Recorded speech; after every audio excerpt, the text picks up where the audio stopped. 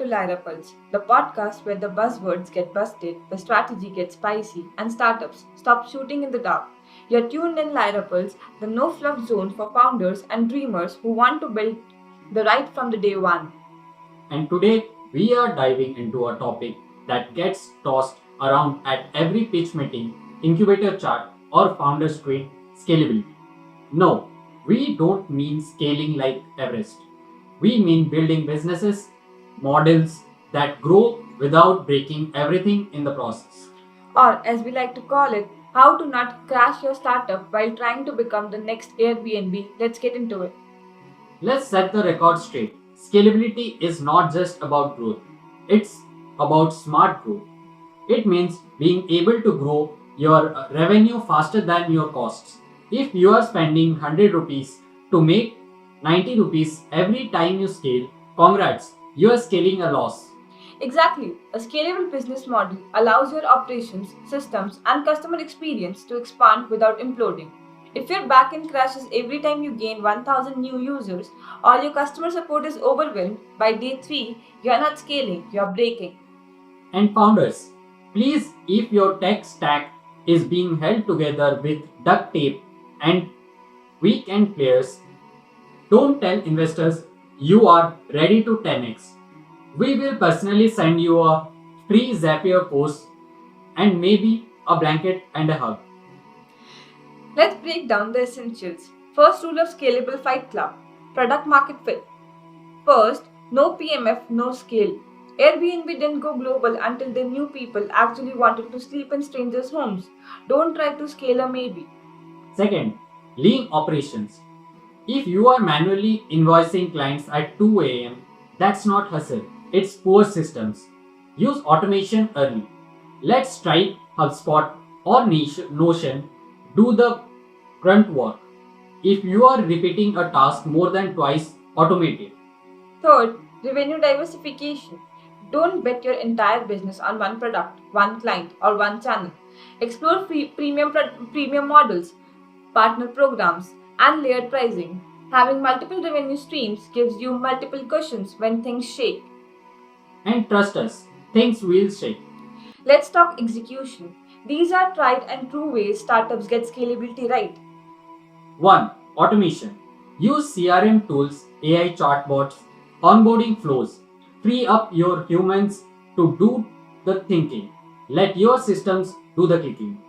2. Understand your unit economics. Know your CSD, customer acquisition cost, and LTV, lifetime value. If CSC is greater than LTV, you're basically paying people to use your product.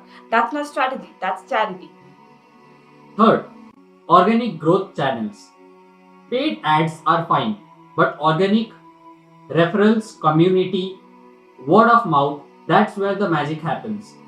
Calendly didn't spend millions of ads. Their invite link was the growth engine. 4. Scalable tech stack. Use cloud native, modular tools that don't collapse under traffic. If your app crashes every time someone shares it on Twitter, you have got a scaling issue, not a popularity issue. Think AWS, Firebase, Supabase, Stripe. Tools that grow with you, not against you. Now, for the don't do this segment, 3 things that kill scalability faster than bad pizza at the startup meeting. First, scaling too early. The seed round or Series A isn't the golden ticket to open 5 global offices. If you don't have a PMF, adding more users only adds more problems. 2. Tech debt. A founders listen carefully. Cutting corners in early code might seem smart today, but it's a nightmare tomorrow. Fix it now or spend millions cleaning it up later. Third, paid marketing addiction. If your growth flatlines the second your ads stop, your growth isn't real. Paid marketing should amplify, not replace organic traction.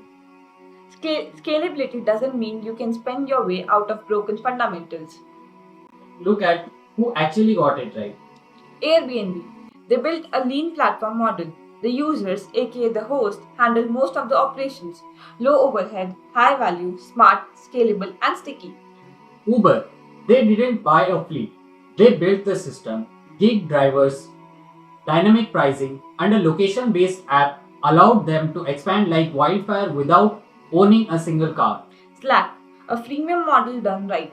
Easy to try, easy to adopt, and it stick.